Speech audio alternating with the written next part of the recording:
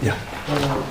In equation 7.2.2, I didn't get exactly what I did.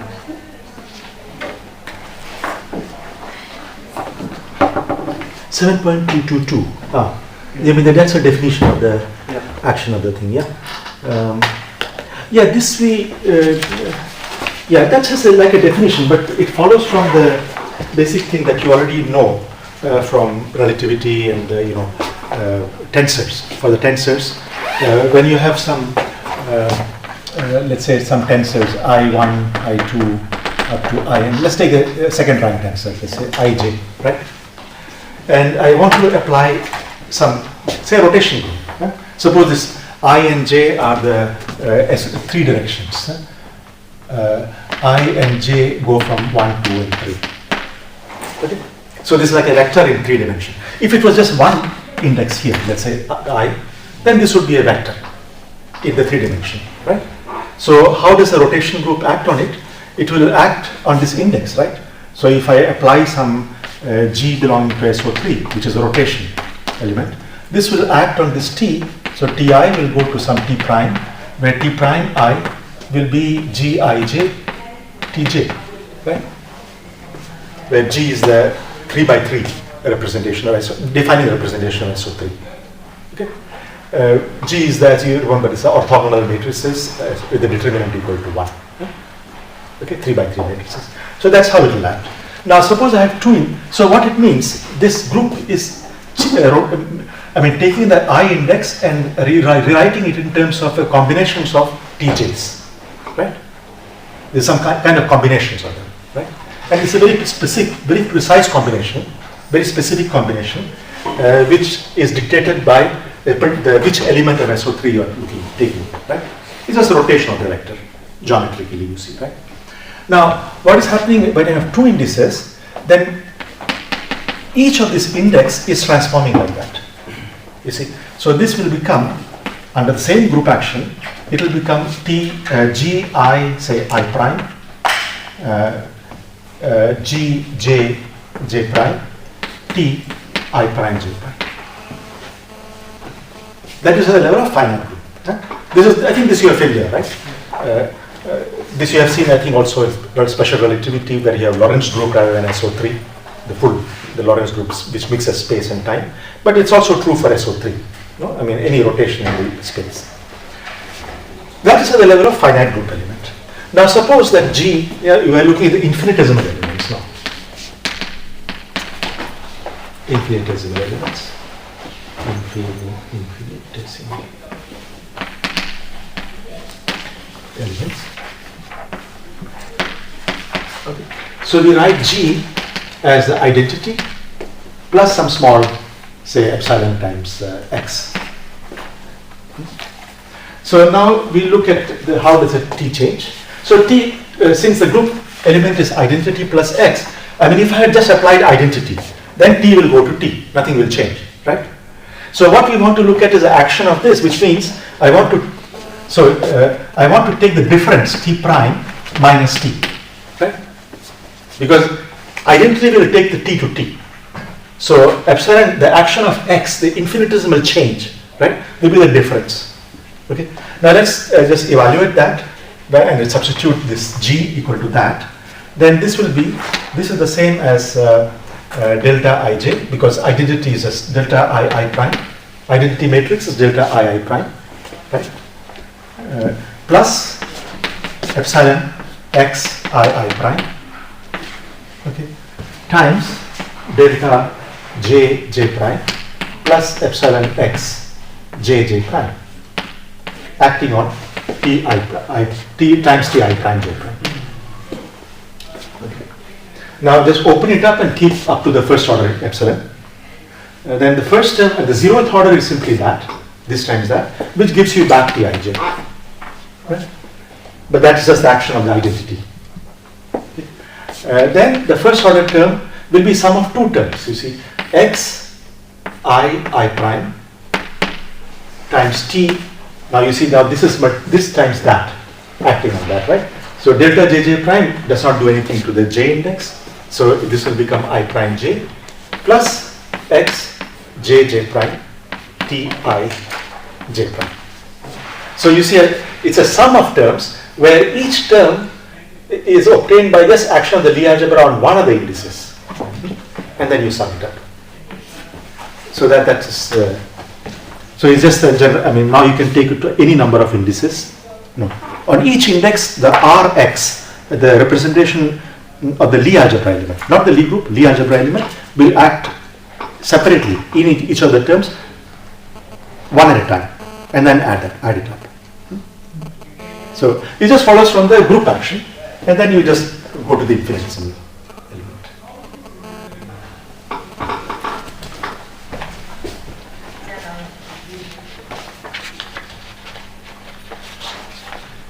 Okay. Now. Okay, so I mean, then we talked about this. So as I mentioned to you, that the concept of I started. The concept of tensor products of, I mean, two different representations. The basic, at the conceptual level, it is simply the following: that you take the so you have two representations. Maybe I can erase this.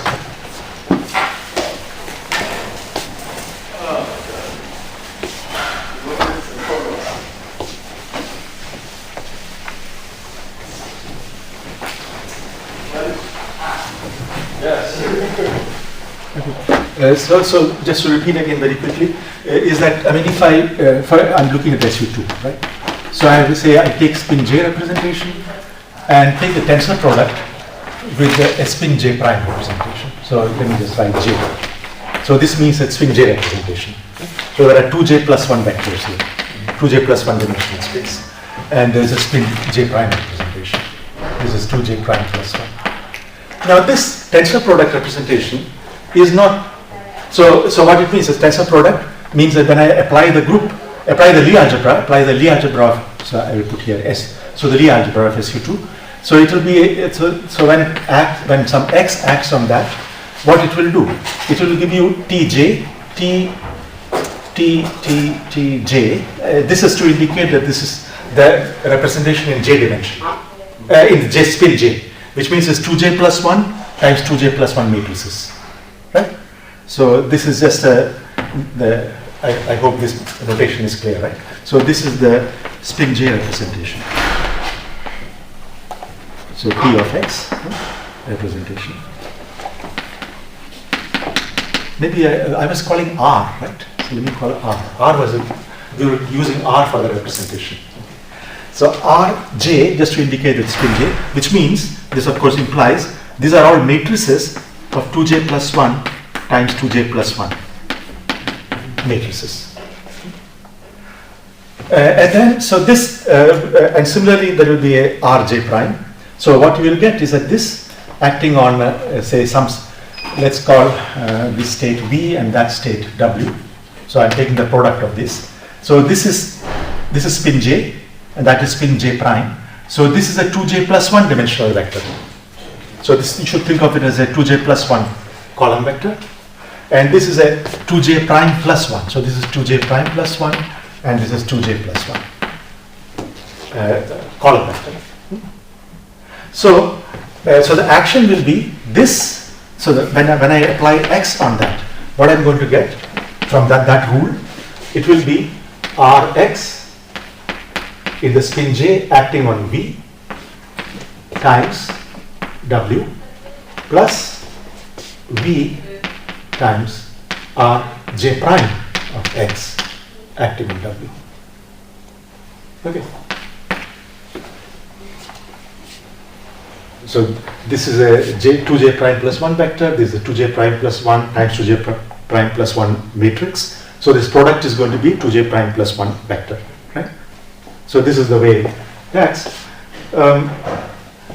So what one can do now is, so okay, this is the, and then we have to, what we want to do is that the point is that this representation, what's the dimension of this space, this big space, tensor product space? So the dimension of this space, let's say the dimension of this space is the dimension of this times dimension of that. Okay. So dimension of this representation is 2j plus 1 times 2j prime plus 1. Okay? Then how does one see that? Well, here the 2j plus 1 dimensional space means there are 2j plus 1 independent vectors. So I can choose a basis, for example, right? So the basis will be 2j plus 1 basis vectors here. Here there will be 2j prime plus 1 basis vectors, right? So now you want to take pairs of bases, one from this, one from that. How many ways you can do that? It will be 2j plus 1 times 2j prime plus 1, right? You take any one of these guys, 2j plus 1, any one of these guys, and then you start taking all possibilities. It's going to be the product, right? Because each one of them, so again, just to again write it, let's suppose EI are the basis for spin J representation. Okay? This of course means that I goes from 1 up to 2j plus 1, because that's a dimension. Similarly, let's say E prime, say K, are the basis of spin J prime representation. Okay? So again, K goes from 1 up to 2j prime plus 1. Then the basis for this tensor product is just pair EI, E prime K, where I goes from 1 to 2j plus 1 and K goes from 1 to 2j prime plus 1. Right? And they are all independent. For each such different choice of I and K, you get it in linearly independent base vectors in the tensor product. Right? I mean, so here there are the possibilities are 2j plus 1. Here the possibilities are 2j prime plus 1. Right? So altogether is a product. Is to take the product of the two things. Right? I mean, you can have E1 and let this K to be anything from 1 up to 2j prime plus 1. Okay. Now you can take E2 and then again take E prime K going from 1 to 2j prime plus 1. Right? And so on. And these are all independent. They are linearly independent from compared to that. Right? And all the way up to E 2j plus 1 EK prime. So you see the total number of independent vectors we find is 2j prime plus 1 times 2j plus 1, because there are 2j plus 1 possibilities. So that this is a big dimension, right? Now the question is it a reducible or not? Irreducible representation. That's what we were discussing last time, right? Whether it's a reducible representation, and we found that it's not an irreducible representation. Okay. In fact, we saw immediately that if I take okay. So the way to see that, in fact, this is, I think, conceptually, this is a very clear way of thinking about it. Then there are rules. Okay, let me come to that. We discussed that last time. So if I take, so let's look at now the action of the Cartan generator. This is for arbitrary x, right? Now let's look at the Cartan generator, which is what I think we were calling h, small h. So small h, when I apply here, what is it going to give me? So if x is the Cartan element, in SU2 there is only one independent Cartan element, Cartan generator, let's say. So choose which is S, H in that case. Then what it will do? So this vector will go over to RH, RJH, V times W plus, okay, I was writing like this, okay, plus B times R J prime H active on W. Okay. And we have already diagonalized these guys, right? I mean, both the H and H prime we have diagonalized. So choose the eigenfunctions of this. I mean, choose the V to be not just arbitrary vector, but eigenfunctions of H. And similarly, W we choose to be again eigenfunctions of that. Because that's okay, because that's just choice of basis, right? So it's a convenient choice of basis. Okay. So if I choose that basis, then this is simply H, the eigenvalue of that times the vector VW, and this will be the eigenvalue of the W vector, right? Times again the V value. So the eigenvalues just add up. Right? So whatever the eigenvalues you had here and whatever the eigenvalues you had here, they will just add up. Okay. So then we can ask, what is the set of all the eigenvalues? So eigenvalues, the eigenvalues, I mean, in the tensor product representation, I call it tensor product representation. So this is the way the tensor product works. The eigenvalue is simply additive, right? Which means it will be generally m plus m prime, where m is between j and minus j in steps of 1, and m prime is between j prime and minus j prime. So that is how, in the units of 1. So that is all the possible eigenvalues that you will find. So we already have the eigenvalues of all of these vectors. All this, there are 2j plus 1 times 2j prime plus 1 guys, right? For each of them, we have the eigenvalues under H. Now, the strategy is the following. Look at all of these possible eigenvalues and then ask what is the highest eigenvalue. Because we have already done that, right? Given a highest eigenvalue, then we could construct the full irreducible representation from that, right?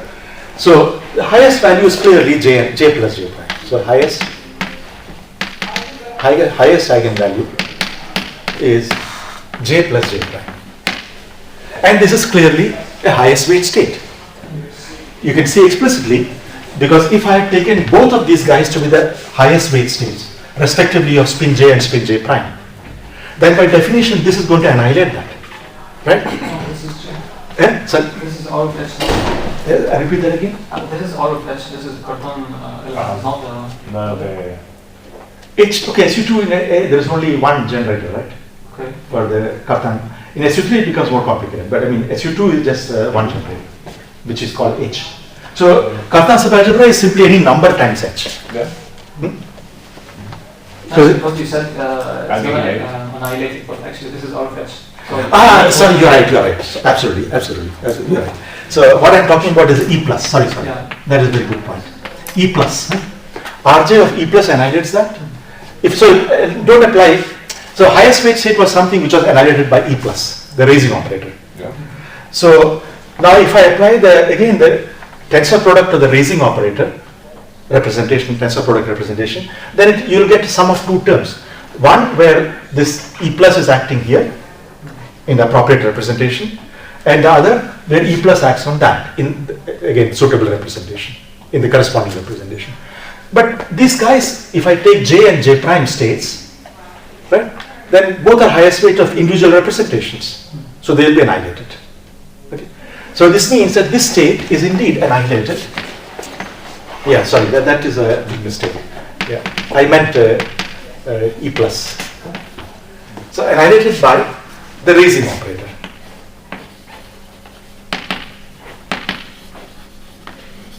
Okay, therefore this is indeed the highest weight of the tensor product representation. But then I know already what is the irreducible representation starting from that, right? So there will be, the representation will start with the j plus j prime, the highest eigenvalue, j plus j prime minus 1, all the way up to minus j plus j prime in the steps of 1, unit steps. Huh? And we also know that each of these guys come with multiplicity 1. Because remember the irreducible representation we had, for any n quantum number, there were only one states, right? M between j and minus j. So that means, and then the dimension of this guy is 2 times j plus j prime plus 1. Okay. So those many states you take out. So from this big representation, you take out this many states, which already we know it forms an irreducible representation. Now look at the remaining ones. Okay, and from the remaining ones, ask what is the highest weight state from the remaining ones. Okay, yeah. And so to write the table, I'm just repeating this because this is very crucial. This will be the main idea in all the, also in other algebras like SU3 and so on. So it's important to understand this idea here. It will be more complicated to use it in SU3, but still the basic idea, the concept is that. So let's say spin j representation. So Rj representation and Rj prime representation, and I'm writing the eigenvalues of Rh, I mean the H, in the corresponding representation. So you have here j j prime, j minus 1, j prime minus 1, and so on. All the way up to minus j here, and here is minus j prime. Right? Now let's add them up, because the tensor product representation is additive. Just adds up the eigenvalues. Right? So if I take this state and that state there, the corresponding eigenvalue will be j plus j prime. Okay. Now if I take, so what is the next eigenvalue? I could take this combination and that combination, take this state from there and this state from here, or I can take this state from here and that state from there. Both of them will have the same eigenvalue, which will be j plus j prime minus 1. But now let me write also the multiplicity. How many such states are there? Okay. Here there is only one, right? But here now we see there are two, right? Because I can go this way, or I can go add this two, but take these two states. Now what about j plus j prime minus 2? So now you see you can have this with that, or this with that, or this with that, right? So there are three states here, and so on. You can keep going.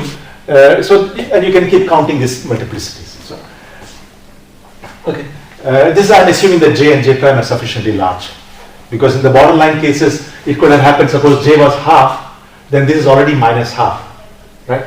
Sorry, if j was half, there will be no such state, right? So I mean, this is the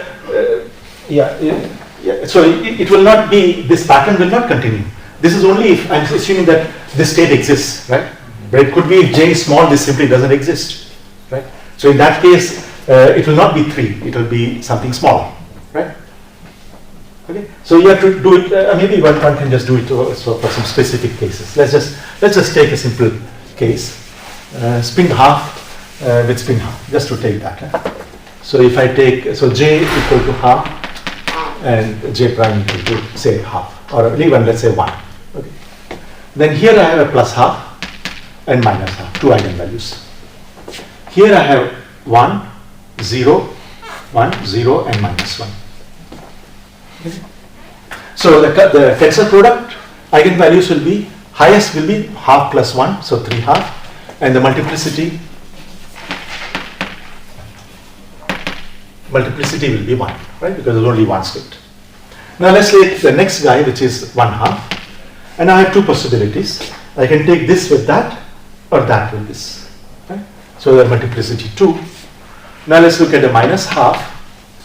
Now minus half I can get again in two ways. I can take this with that, or this with this.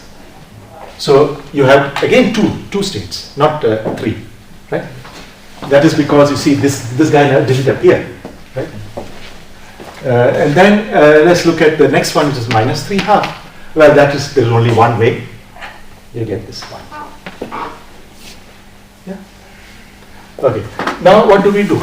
Our procedure was that, okay, take the highest possible way. This is for sure, I know, guaranteed that this is annihilated by raising operator, right?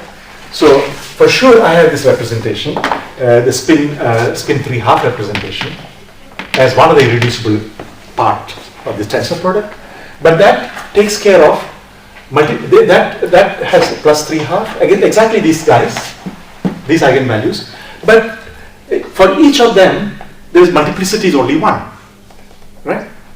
So this spin 3 half will have again 3 half, half, minus half, and minus 3 half.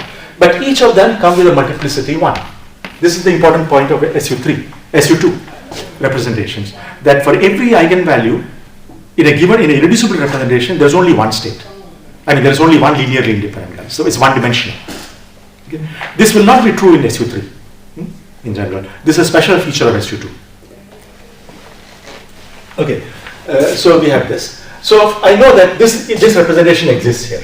Well, I take those states out and then see what is left over. Left over in the sense of vector space, linearly independent space. Okay. So here you see what is left over. So remainder. Here is 0 because there is only one dimensional that has already gone. Here was 2 dimensional, but I have one combination of these two states must be that, right? Then look at the linearly independent combination, right? That will be still, it's not in this representation, right? So remainder is 1 here, then 2 minus 1. So 2 minus 1 equal to 1. Here also 2 minus 1 equal to 1. And here it is 0. Now what happens to here? So in this remainder, you see the highest weight is this guy. This is a spin J3 quantum number half. That means I have a spin half representation. And that takes care of both of them. Spin half representation is one state here and one state here. So in this example, the tensor product decomposes into the tensor product of this with that. Maybe I can write it like this, times 1. So this labels spin. And that is 3 half and 1 half. Plus. The total dimension is 8 here. 3 times 2, 6.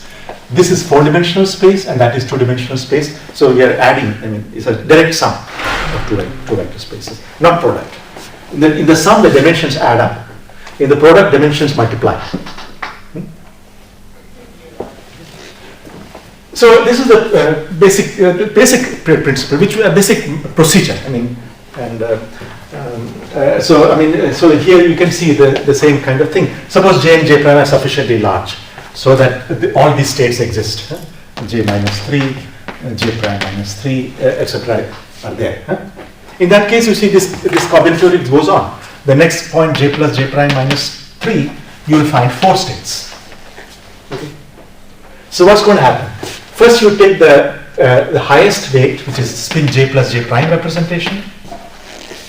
Well, that will remove one each of all of these states, right? But then in the remainder, there is still one left here, right? And that will be the highest weight state, right? Or the remainder. So therefore, there must be a J plus J prime minus 1 spin representation. Okay. So you remove that also, so that is gone. But from here, there is still one left. So then there will be a J plus J prime minus 2. And so on. Okay. But at some point to terminate, because this doesn't go on. At some point, there is no more. If it goes only up to minus j, and this goes only up to minus j prime. So finally, with a little bit of effort, you can show that this will go up to j minus j prime modulus, spin j minus j prime modulus. And the way to see one way to confirm is that if you just add the dimensions of this, you will get back the total original dimension, because 2j plus 1 times 2j prime plus 1. If you just add that up, you should. I don't know if this is one of the exercises, but if not, just try to do that. If you just add up all the dimensions of this, then you should find that it is the same as product of 2j plus 1 times 2j prime plus 1. Right? Because that is the dimension of the original space. And the original big space is splitting into irreducible representation. So the sum of these guys must be equal to the other original one. I have a question. Yeah. Why are we interested in finding the reducible representations? Why can't we work with the reducible ones? You can work, but in many cases, as I told you that in physics, particularly in physics, so many times what happens. So this kind of situation, right? You have this, some particles are going and, and something is coming out. No? Now, these particles are transforming in some irreducible representation, right? Now, so if I take this, some particle in spin j representation, and this guy in spin j prime, then I ask the question, what could possibly appear here? No? So, possibly what kind of particle can appear, that will be given by this tensor product here. So if I have j and j prime, whatever appears here has to be one of the particles which carries this spin, not something else. That is or to write an action. For example, I want to write down an invariant action, right? I have some field phi1, phi2, phi3, etc. These fields are there. And say this is in spin j represent. This I'm not thinking of this. I'm thinking of more of this as an internal symmetry. Okay, it's not space-time symmetry. I'm thinking of some kind of internal spin. Okay, But also you can think in terms of space-time, it's not important. But some symmetry, so you have J prime, and here is some J double prime. So I have all this. So what kind of a cubic potential term I can write, for example, you can ask the question. Right? For the action, you can have various interaction terms, no? So what kind of what possible term I can write? Well, the only possible terms I can write is if this J and the tensor product of J with J prime contains something which has J double prime. Or equivalent to say that if I take the tensor product of these three representations, then it must contain a singlet. I mean spin zero representation. Spin zero is the singlet, right? Is one dimensional. It must contain, it must contain this. Yeah, it could contain other things too. It doesn't matter. But if so long as it contains this, then what you can do is that take the tensor product and pick out the singlet representation, right?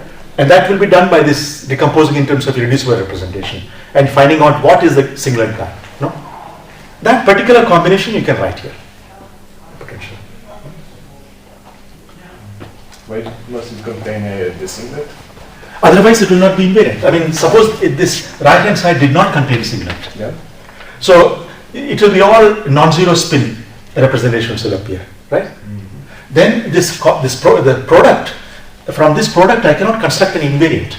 You want to write an action, yes, right? Yes. So we want to write an action, let's say d4x and some potential term. There are kinetic terms and say some potential energy term which I want to write some cubic term, for example, no? Or quatic term for that. I mean, whatever. No, whatever the terms you write. So this is now some J triple prime. No? So this I want to write down something which which involves these four fields. Huh? So can I write it? That's the first question. Right? That very much depends on the spins, no? or whatever representation of whatever group you are talking about, SU3, SU whatever. Right? Okay. But the important point is that the tensor product of these guys must contain a singlet in order to be able to write something which is singlet is the one which does not transform, right? That's good. Anything else will transform. Yeah. And if you are saying the action is invariant, then this better be invariant, right? So that means that when I expand on these direct sums, one of these should be zero. One of this should be singlet. Yeah, this spin zero, correct. So for example, in that example, that we can say that only one, like an integer spin with a half integer cannot interact. For example, it can never give you, yeah. Okay. But not just that, I mean, suppose I have one spin 3. Let's suppose just a quadratic term, and forget the quatic. Just take two fields. One quadratic term in the action. Say one is spin 3, other is spin 1. That will never have a spin 0, right? Because you see, this is going from this to j minus j prime. So in fact, this already tells you if at the quadratic level, the only possibility is to have the same spins. Both the fields must have the same spin. Otherwise, you will never get a singlet guy, no? By studying the terms that can appear in an action, we are actually determining the types of vertices that can appear in the final diagram. Yeah, exactly. Yeah, I mean, so the idea would be that, okay, I postulate some symmetry. Then one would like to write down the most general action which is compatible with that symmetry, right? Unless there is some other reason why you should not include some terms. Huh? For example, you will see in quantum field theory, when you study quantum field theory, that there is a requirement that the theory be renormalizable, right? That imposes some conditions. That, for example, for scalar field, you cannot allow anything more than quartic. No, you cannot have 5 scalars together. It depends on the dimension. It depends on the dimension. So in 4 dimension, yeah. So there are other requirements. But suppose I just ask from the symmetry. But whatever, even with that requirement, even with a quartic term, with this restriction, you still have the quadratic, cubic, and quartic terms, right? Then you can ask what are the most general terms I can write, which is symmetric under the corresponding group. No? But we also have to adjust the dimension of the coupling constant, because if it is fourth order term, then the coupling constant should be dimensional, that's probably. Yeah, I mean the dimension is just governed by the if it's cubic, it will be dimensional and so on. Yeah, correct. Yeah, dimension counting is you will see that in more detail in dimension counting. But what I was here, just because you have not gone through normalization, or maybe some of you have done it, but in this course you have not done it, so we'll wait until you have done that. But essentially what I'm saying is it puts some restrictions. You cannot just put arbitrary complex, some kind of restrictions it puts. But then you still have, if you have a symmetry group, then you ask, okay, within that restricted class, what is the most general term you can put into it? So can you say that, suppose that we have two particles with spin, one of the particles has spin j and one of the particles has spin j prime. So we can describe the states of this whole system by telling you the j quantum number of both particles and the jz quantum number of both particles. But if we consider this whole system, then we can also describe the states of this whole system by considering the j quantum number of this whole system and the jz quantum number of this whole system. So you can say that the reducible representation was actually when we are using the j quantum numbers of the individual particles, and the reducible representation is when we are actually considering the j quantum number of the whole system. Yeah, it will of course not be one number, it will split into reducible representations. Yeah. So if we study the relations between the reducible and irreducible representation, we studied in quantum mechanics that and the coefficients that describe the relation are Planck's coordinate coefficients. Yeah. So can we calculate them by using this formulas? Yeah, you can do that. Yeah. Just systematically start applying the. So, for example, here, I mean, let's see which is this state. I mean, we said what was it? Yeah, in this example, let's say we said this spin 3/2, but that is okay. Take the highest weight here, right? And then you can construct all the states in that representation by applying lowering operator. Now you ask the question, what is this state? Here. We said that, so out of this, one state is still remaining, right? In this representation, spin 3/2 representation, we have taken out 1, 1, 1, right? But 1 is left over. Now what is that state? That state will be a particular combination of these two states, which is the state, let's see, so what is that state? This state is a half, half comma half. I write it like this, and times. So this is the total j, and this is the m quantum number, times 1, 0. Okay, or it can be another state will be half minus half, and 1, 1. Right? These are the two states with the same quantum number. Total, m quantum number equal to 1 half. So we have two highest weight states, one with the j is equal to 3/2, yes, and one with j is equal to 1/2. So exactly. Intuitively we can say that the 3/2 state arises when both of the spins of the particle are aligned. Yes. And yes. 1/2 arises when they are anti-aligned. That's right. Yeah. Okay. Yeah. Well, anti-aligned. Now, of course, there are plus half minus half is just like this, but 1, 0. Okay. Yeah, 1 0 difficult. Yeah. So, but then how will I find this? Well, just apply E plus, RE plus. So let's say this combination is some alpha plus beta, right? This state we are claiming is the highest weight state, right? Then it means that it should be annihilated by RE plus, R the tensor product, right? E plus, which means so then you will get some. Using how you normalize these things and so on, this state, this will not act there, it will act here and take it to 1, 1, right? This, and the second state, it will not act here because it's already highest weight.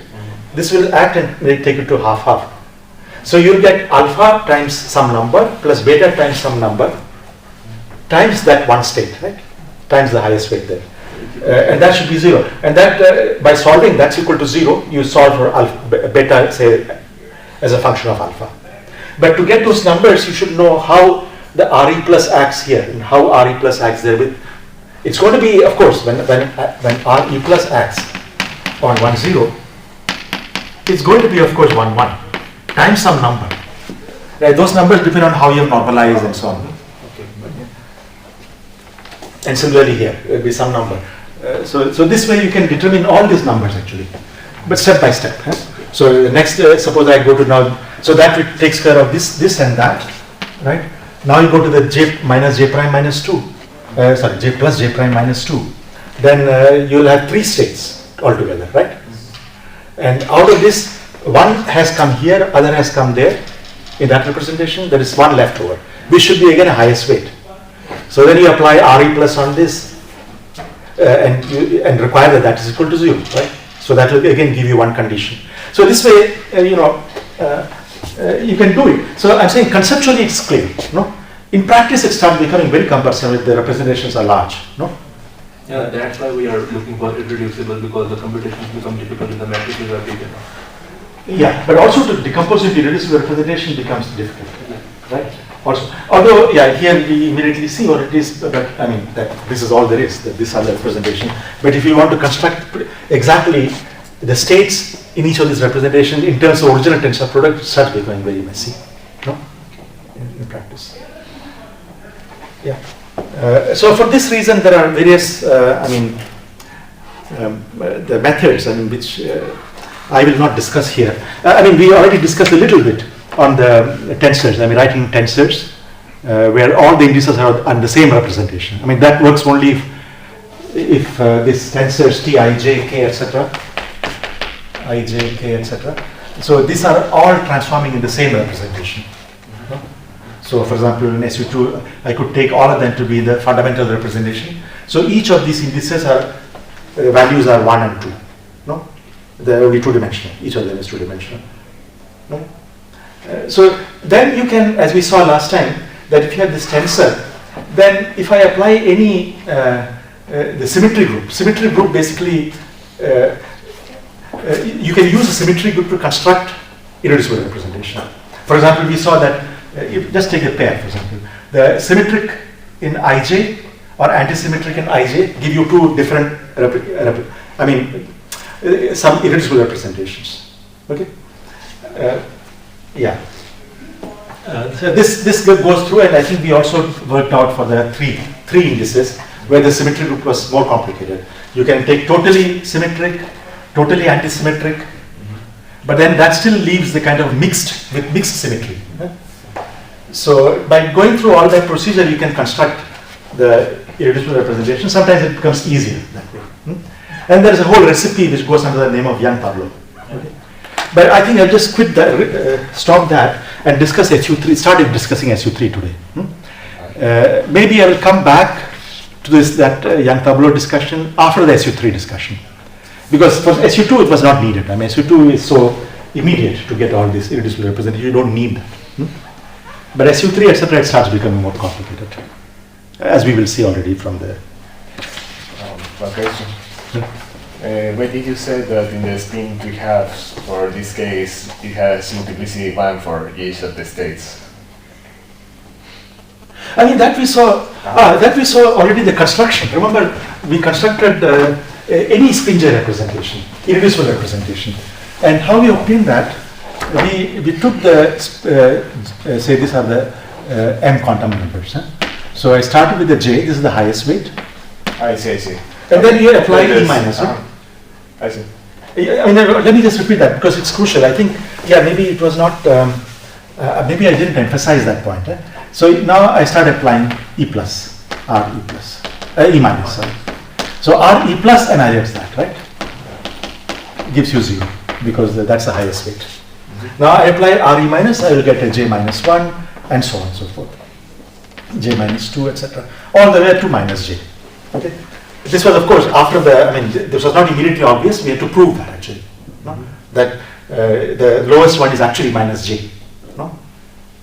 We went through the proof actually. So that. But now you can ask. Okay, at the moment, could we have said that this is already gives you an irreducible representation? It's not obvious at this stage yet. You need to prove one more thing. Okay. So this way of doing it, of course, I am going to get a unique state. From here, I get one unique state because I start from a unique state there. M equal to J. That is the highest weight. Then there's a one state. RE minus acting on that will give you again one state. No? On that state, again, I apply RE minus. Again, I'm going to get one state. So by this construction, it looks like the multiplicity of each of these guys will be 1. Right? But we have not shown, this does not prove that this is even a representation yet. You see, what you need to prove is that all the generators acting on this space gives you back a vector in that space. Right? Now let's look at this. So RH clearly acts on these states and gives you back the same state, because these are eigenfunctions. By construction, this is closed under Re minus. Right? Re minus does not produce any new state. This is what it is, right? So Re minus is also okay. So this is okay, this is okay. What about Re plus? This is a question now, right?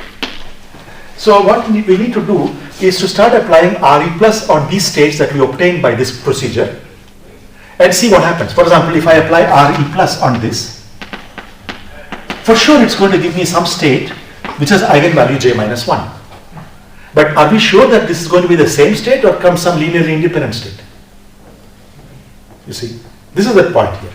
And we actually showed, if you go through the proof again carefully, we showed that this action just gives you some number times the original state we had. Okay? So that means we are proving that there is no new state which is coming up. I mean, a priori it could have happened, right? It could have given you again another state with the same eigenvalue, some linearly independent state. No? It could have happened, but it doesn't happen for SU2. This was the important point. Okay? And that is why we said that this states that we constructed in the first step gives you an irreducible representation. Right? And from that one deduces the multiplicity at each level is 1. And it was easy for SU2 because we had to check only for one E One, because there is only one E. That's right. In SU3 there are many. Exactly. And SU3 starts becoming very interesting. So we will let's go to SU3. Yeah? Already SU3 will start becoming very interesting. Yeah.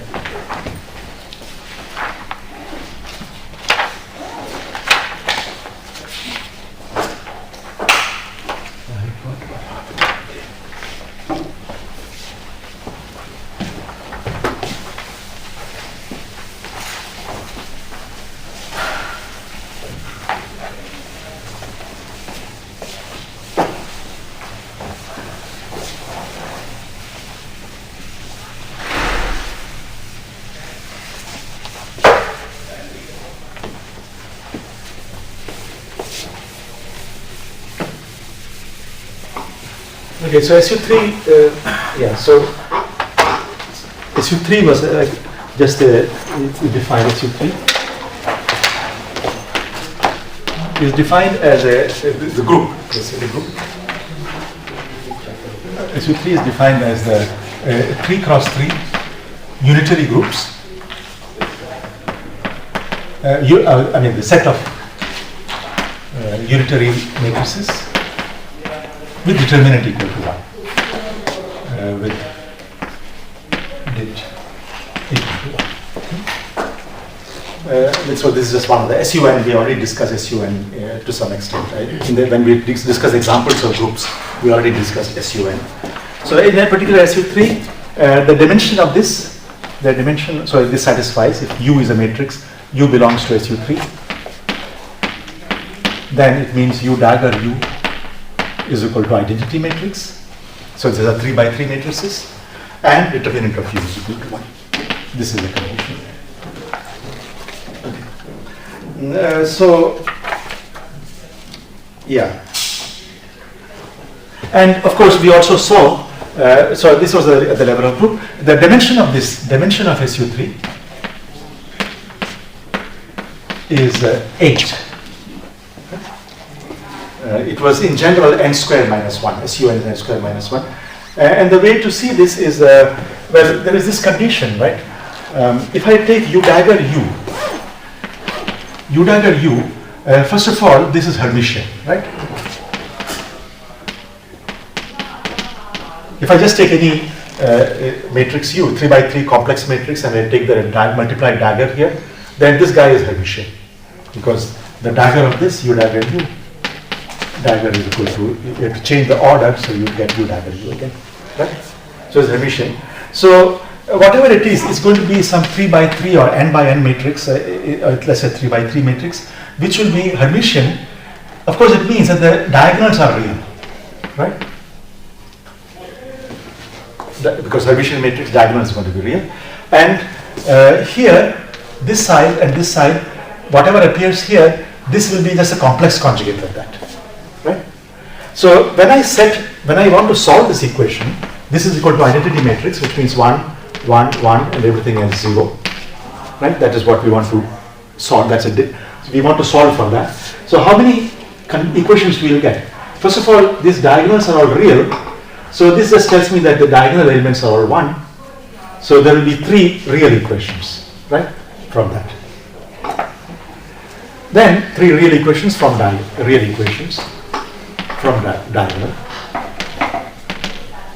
diagonal elements. Okay. Now what about here? I need to also set all the off-diagonal guys to 0. Now this is a complex. These are complex numbers, right? So these are complex equations. I have to set complex equations, but that is enough, because if this guy I have satisfied, this is automatic, because this is complex conjugate of that, right? So the only equation that I need to solve is the number here is half. So this is more generally n. Suppose I talk about SUN. Half times n minus 1. That is the number of elements in the upper block, right? And that many complex equations, which means every complex equation is like 2 real equations, right? Because you have to separately satisfy a real part and imaginary part. No? So these are all.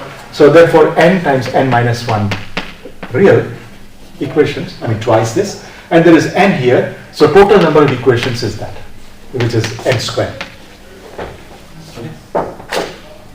So we have n squared equations. If this U dagger U equal to 1 identity condition is equivalent to n squared real equations. Okay. We started with a U which is an n by n complex matrix. So total number of elements are n squared complex, right? Because the n by n matrix, so each entry is a complex number. So there are n squared complex to begin with. But I have n squared equations, real equations. So that means what is left over is n square real parameters, right? So the starting point U contains n square complex numbers, which is the same as 2n square real numbers, and we have this n square real conditions. So what is left over from here? I mean, these equations will fix n square of them, right? So what will be left over is 2n square minus n square, which is equal to n square. Real parameters are still there. Okay. Now, then we have to also satisfy this condition, determinant. So the determinant of U equal to 1. But you see, if you look at this equation, U dagger U equal to identity, and take determinant of both sides. This side you get determinant of U dagger times determinant of U, and that side is simply 1. Determinant of identity matrix is 1, right? But determinant of U dagger is the same as determinant of U bar transpose, right? Bar is complex conjugation and transpose. But you know that determinant doesn't change if you take the transpose, right? So this is the same as determinant of U bar times determinant of U,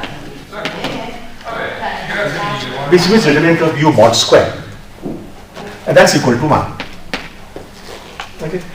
That means the determinant of U, of course, a priori is a complex number, but what this equation is saying is that its modulus is 1, its length square is 1, right? So therefore, determinant of U is a pure phase. So this implies the det U must be of the form some e to the I theta, for some theta, because it's a pure phase. So when you impose this condition, determinant U equal to 1, basically we are saying theta equal to 0 or 2 pi, doesn't matter, it's the same value. So it actually only fixes one real. So this equation has only one real equation, not a complex equation, right? A priori, if I didn't have this condition, this is a complex number. So when you say complex number equal to 1, it has actually two real equations, right? But what this is saying is that actually modulus is 1, so actually determinant U which satisfies this condition is a pure phase, and therefore it has only one. It's only one real equation. Setting this equal to 1 is only one real equation, right? So det U condition, det U equal to 1 condition is again one real equation, which will restrict. There are n square left over from here, right? This one real equation will put a condition on one of them, right? So finally, what is left over is n square minus 1, and that's a dimension of the SUN. Huh? That's a dimension of SUN. So applied to n equal to 3, that is simply 8.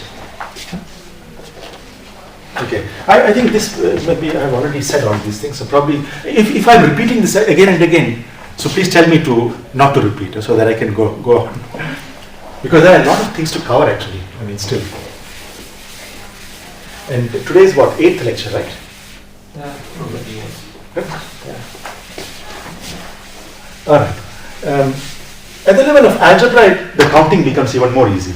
No, because these equations are nonlinear. It's a quadratic equations, right? I mean, it's a system of quadratic equations. So it's a horrible equations, right? Once you go to the infinitesimal level, counting becomes trivial because they're all linear equations.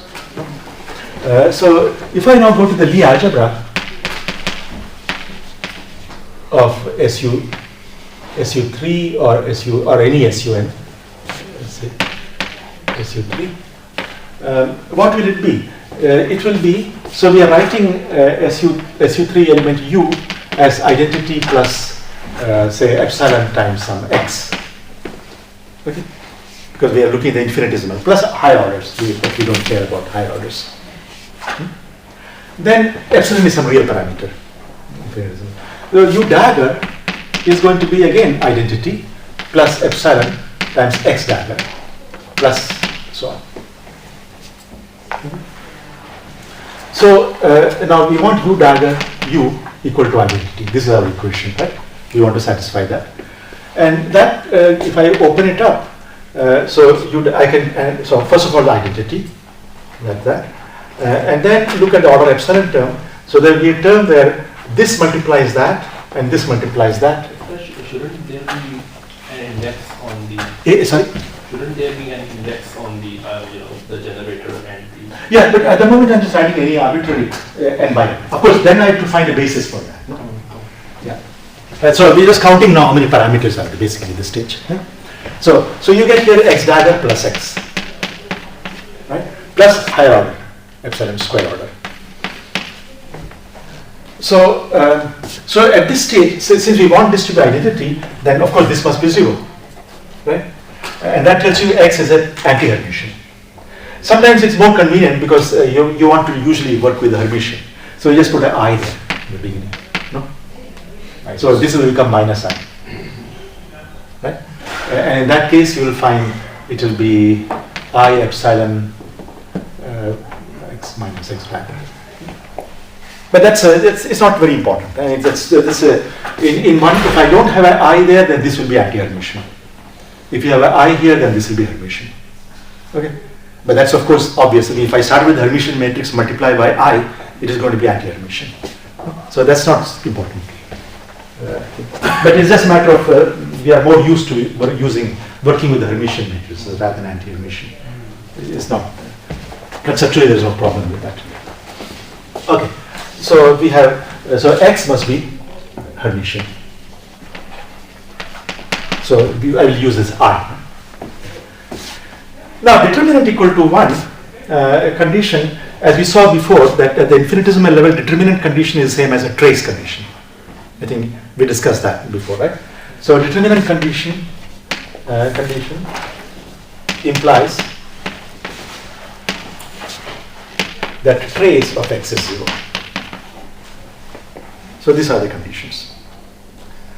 So that's very easy to count, Hermitian matrix. So that means if I write down some n by n matrix, n by n, I mean say SUN, let's work with SUN.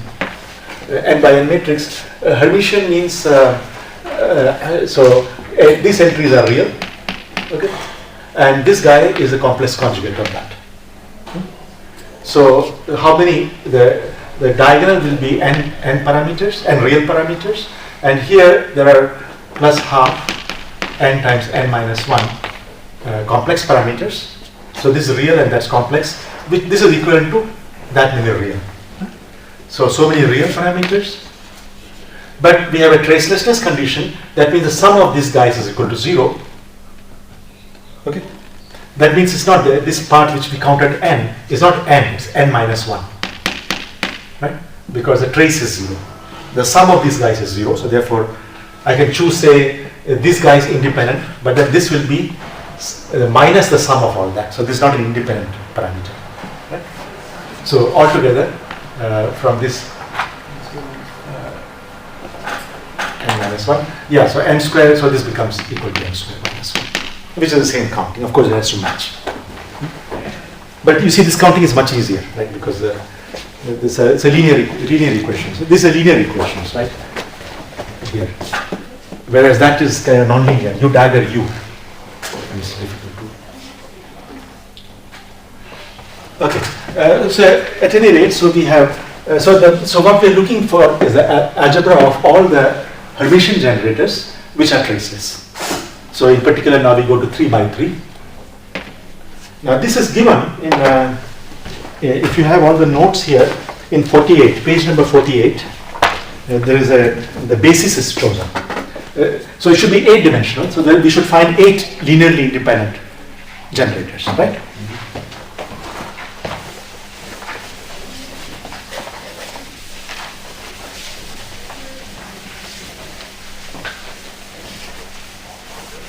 So let me just write down.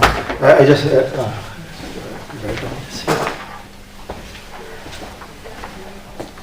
Yeah.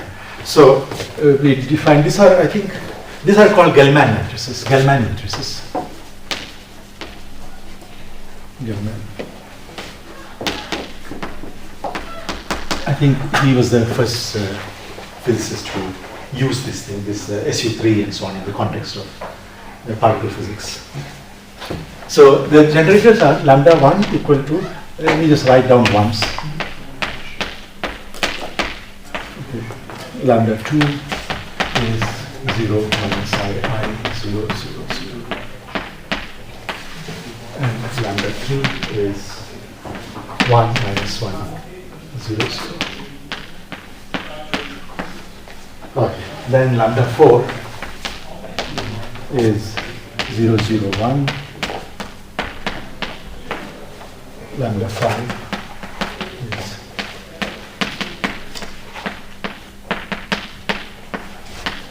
6 is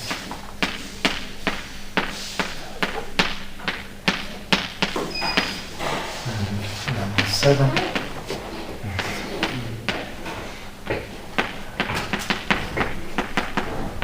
and finally lambda 8, which is, for some strange reason, we choose this definition. Although it's not necessary again, but it just makes the life easier.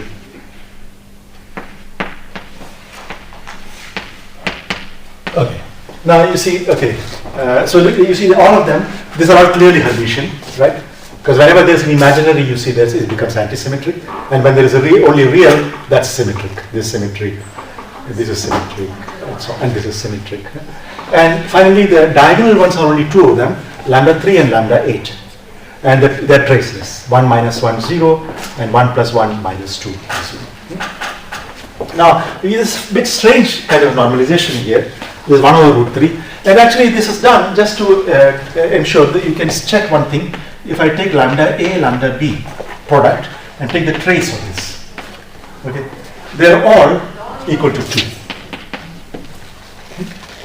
You can see that product, the square of that will be just lambda 1 will be simply 1, 1, right? 0. So that trace will be 2. All of these guys will be of the same type. But then delta AB. Delta AB, sorry. Delta AB, correct. 2 times delta AB. And this, you see here, if you take 1 plus 1 plus 4, 6. No, 1 plus 1 plus 4, yeah, 6 divided by 3, which is 2 again, right? So this normalization is just done to make to have this. It just makes some of the formulas easier. That is the only thing. Because anyway, this is the basis, right? I mean, so what we are saying is that any Lie algebra element can be written as linear combination of this basis. Okay.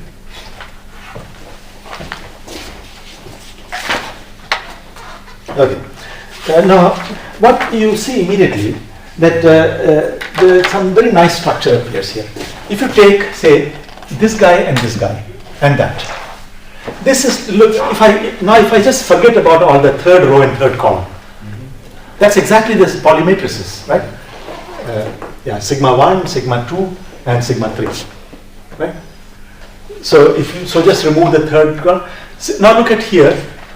If I remove lambda 4 and lambda 5, if I remove the second row and second column, it looks very much like that, except that I'm missing the analog of lambda 3, which would have been 1 minus 1 and everything else 0. But that's okay. I could just choose a combination of these two, which is, let's see, lambda 3 plus root 3 lambda 8. If I add root 3, so then if you just add that up, this guy cancels and you just get 2 minus 2, right?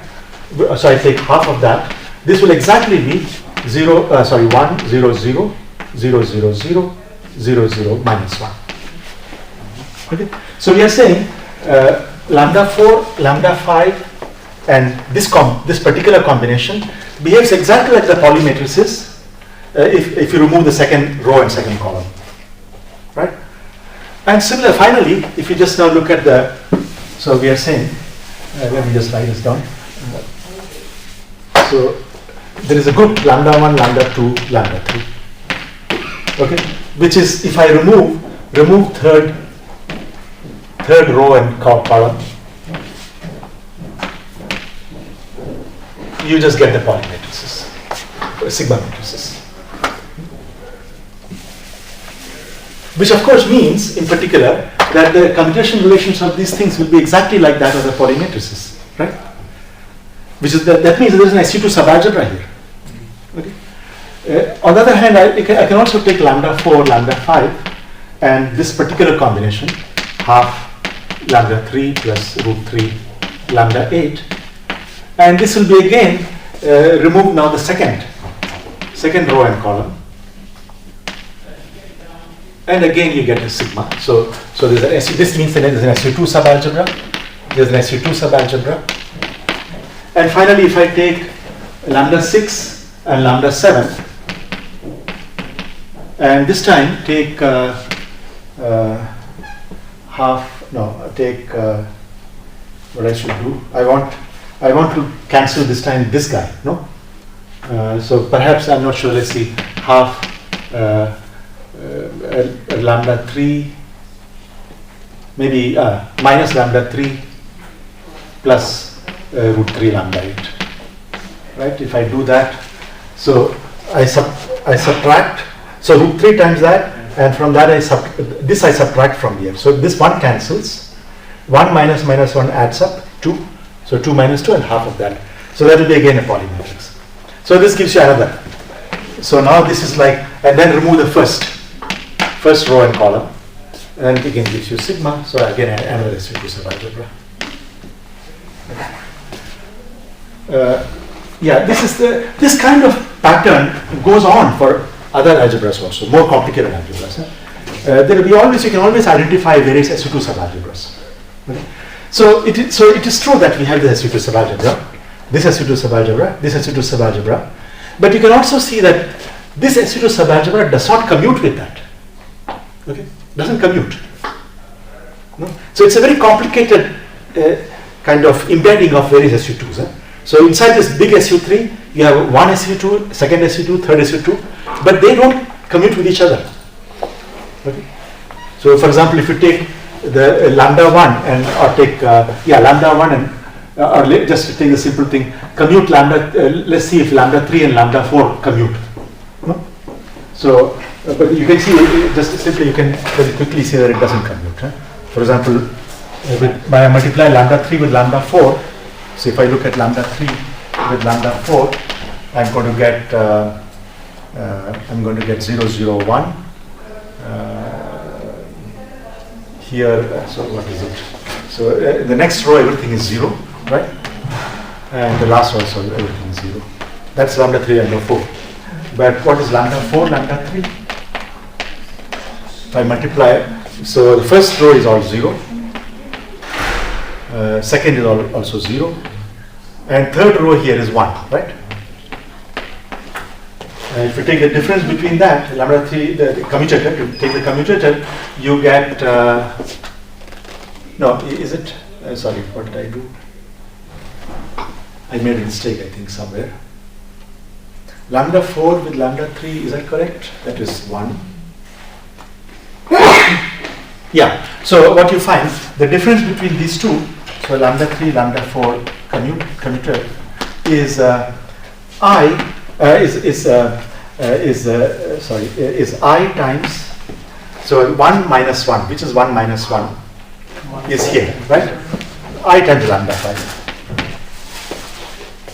Because multiplied by I, this becomes plus 1 and that becomes minus 1, right?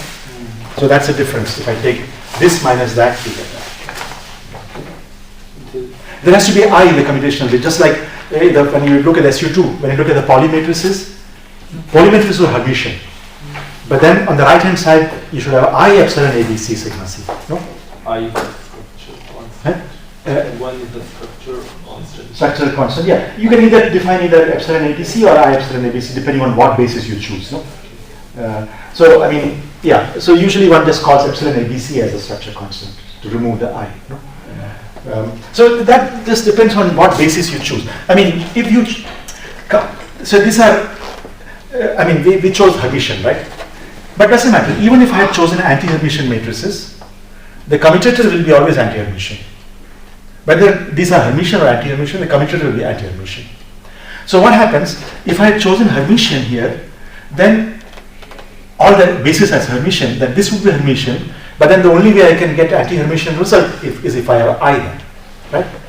On the other hand, if I had chosen anti-Hermitian basis, then of course left hand side is still anti-Hermitian, right hand side also has to be anti-Hermitian, but if the basis itself is anti-Hermitian, you won't have an I there. Okay? Just like what happened with the polymatrices, right? You chose sigma A, sigma B was the commutator was 2I epsilon ABC sigma C, right? But I could have chosen I sigma A times I sigma B. Now these are anti-Hermitian, and this is going to be minus 2 epsilon ABC I sigma C, right? So I'm absorbing the I inside the sigma matrices. So writing in terms of anti-Hermitian, the structure constant is real. Whereas if you write in terms of Hermitian, you can again make structure constant real if I explicitly put an I there. That's all the differences. So here the reason for this I is because we are using Hermitian basis. Hermitian. But you see, so this what this is showing is that these two SU2 algebras do not commute with each other. And same thing you can verify. This does not commute with that, that doesn't commute with that. But nevertheless, the fact that there is this SU2 subalgebras is very, very useful. Because we know everything about SU2. Right? We know all the irreducible representations. So what it means is that whatever representation you get of SU3, when I look at each of these SU2 subalgebras, if I look at this SU2 subalgebra, that big representation of SU3 one should be able to write it in terms of irreducible representations of SU2. Okay? Same thing with this SU2, same thing with this SU2. And what happens, of course, is the complexity that happens is because all of these three different information coming from all these three SU2s, different SU2s, have to be somehow correlated in a right way. So that you get a big SU3 representation. Okay? So that is the thing. But that will simplify our life anyway. Now what one can do, so what we did with the, okay, as we said, every time there is a Lie algebra, there is one representation which comes for free, and that is the adjoint representation. We did that. And the adjoint representation is simply taking the commutation relation. So if you write, so what is the add of x, add x, acting on some y. What it will do? It will take this to the commutator of xy. Okay? And you see this, for any given x, this y is an arbitrary element of the Lie algebra. Y is an arbitrary element of, say, the Lie algebra G. G has some dimension. So in this particular case, n square minus 1, or 8 dimensional for SU3. So this y, so this is, you should think of it as an 8 column vector. Right? Because there are 8 independent vectors, so any vector I can write in terms of linear combination of those 8 guys. So it's like an 8 column vector. So, and right hand side, again I can expand in whatever basis I have chosen, because this is clearly contained in G, right? So this again I can expand in this big, so it can again be written as some 8-dimensional column vector, right? Because everything, any element here I can expand, by definition, expand in terms of the basis vectors. And I just put the coefficients, so it will be, everything will be some AI times xi, let's say. Any element y will be, so suppose I have chosen some basis, I don't know, let's call it EI as the basis, the basis of G, for G, as a vector space. Then any element I can write it as some coefficients, AI, EI, some rho I, no? And I can think of this, so any vector, any state, any element can be specified by specifying AIs uniquely, right? So I can write this Y as a column vector, A1, A2 up to A8. So there are 8 of them for SU3. Or in general, any, whatever the dimension of the Lie algebra is, it will be a column vector. So ADX is taking a particular column vector to, again, something which is in G, so I can again write it as a column vector, right? So therefore, ADX is an 8 by 8 matrix, because it's a linear action, right? So I can always think of ADX as an 8 by 8 matrix acting on this 8 column vector and gives you 8 column vector. Okay. So this will be in general dim G cross dim G matrix. I can think of it as that. And so that means in our SU3 case it's an 8 cross 8 matrix. So that's the adjoint representation. Now, did I prove that this gives you a representation or not? I don't remember. Prove that, right? That is where we use Jacobi identity, right? We use the Jacobi identity crucially. So Jacobi identity immediately implies that this is because you need to check it, right? You need to check that this satisfies the commutation relation. What it means is that add x, this is an 8 by 8 matrix, add x with add z is the same commutator. If I take the commutator, this must be add of the commutator of x, right? We need to check that, and in checking that we had to use the Jacobi identity crucially. I hope you remember, all of you, that was very crucial step. Without Jacobi identity it will not be true. It was crucial, right? Okay, so anyway, so this representation, as I said, so this is always free. For any Lie algebra, you immediately get the adjoint representation. And that just comes from structure constants, basically. You can read off these matrices, you can read off this 8 by 8 matrix just in terms of the structure constants. Given this basis, I've chosen this basis, just find all the commutation relation, you'll find structure constants, and those structure constants will be these matrices, precisely 8 by 8 matrices for the basis. In SQ2 we had generators sigma 1, sigma 2, and sigma 3, and we knew that the square of every generator was 1, but this is not the case here because they have 0 rows, so that's why, and the square of every one of them would not be 1. Yeah, that's a peculiarity of the SQ2. How it is 8 by 8. Yeah, okay, let me repeat that again. It's important actually to understand that. So what are we saying? We are saying that I define some map. So I fix a x, and I'm mapping. This is a map. Actually, I'm not sure if this notation we use in the notes. I don't know. So add x I use. So this is like Rx, except that this is a particular representation, a very special representation, which I call adjoint. This is by this called. So what is it going to do?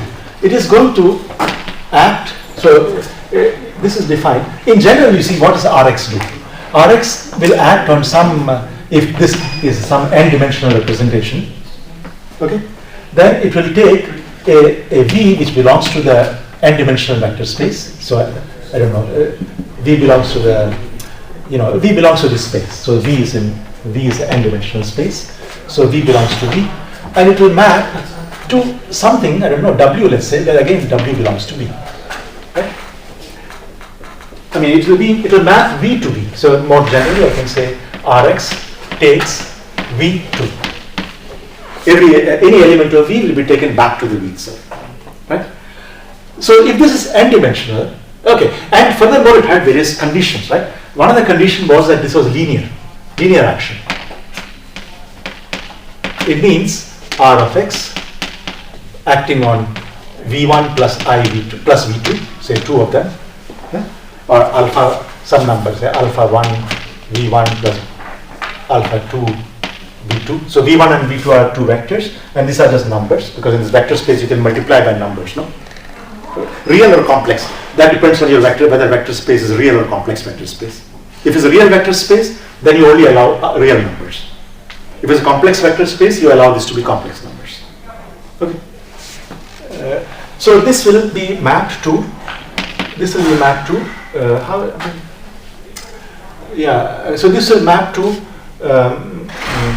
so if Rx maps V1 to W1, and if Rx maps V2 to W2, then this combination will map to alpha 1 times W1 plus alpha 2 times W2. Right? That's the definition of linear map.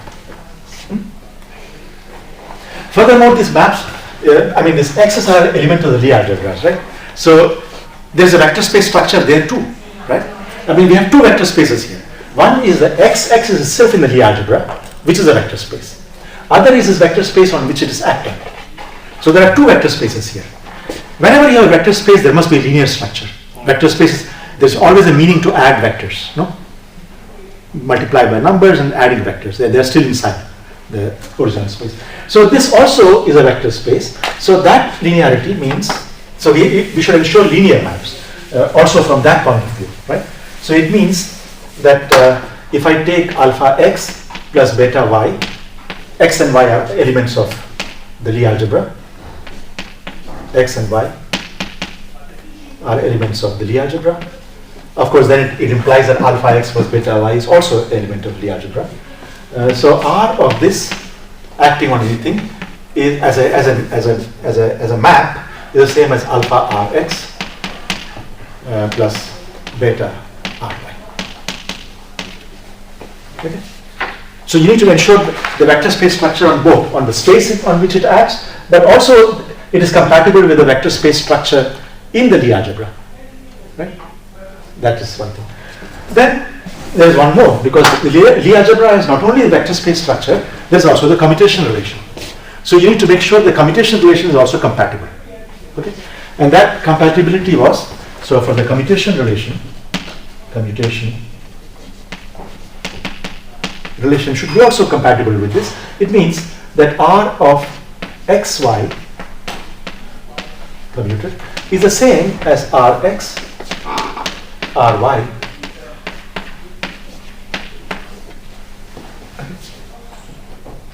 So this is the basic, these are the main, this is what defines. So now let's again go back here. So we defined ADX was just one particular map, where this ADX was simply taking any arbitrary element y, it was taking y to x comma y.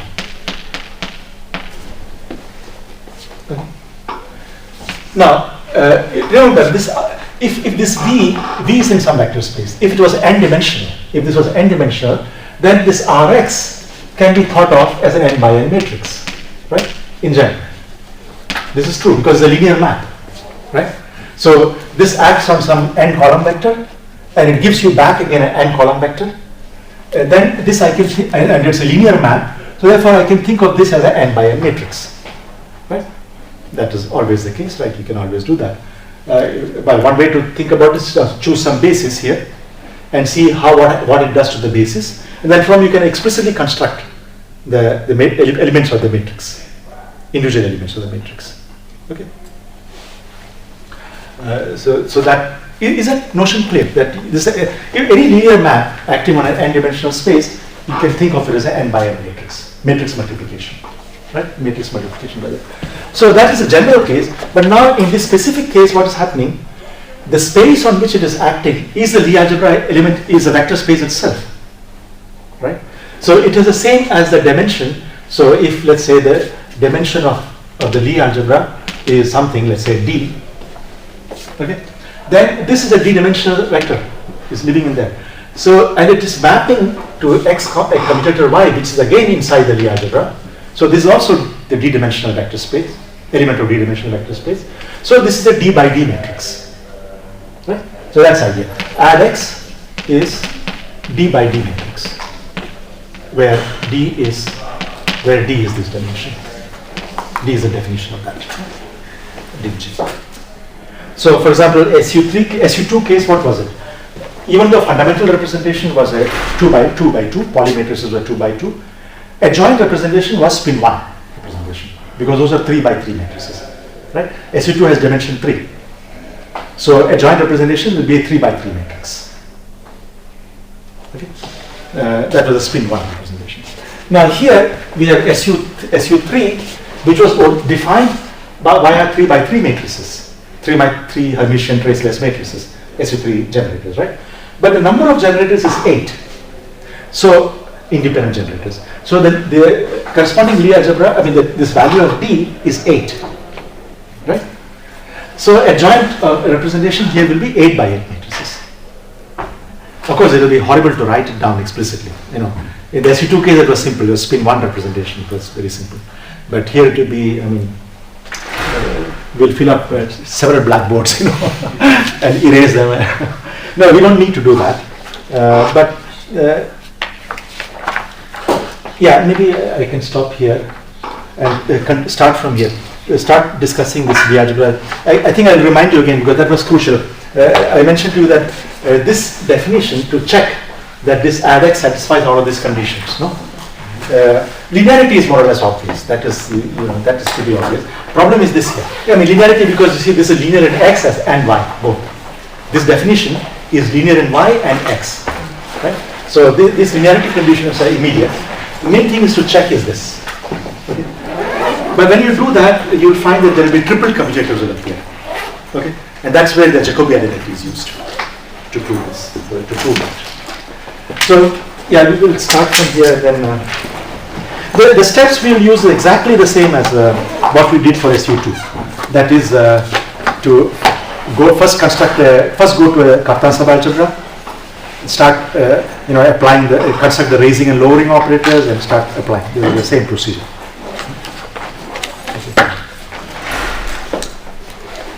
All right, so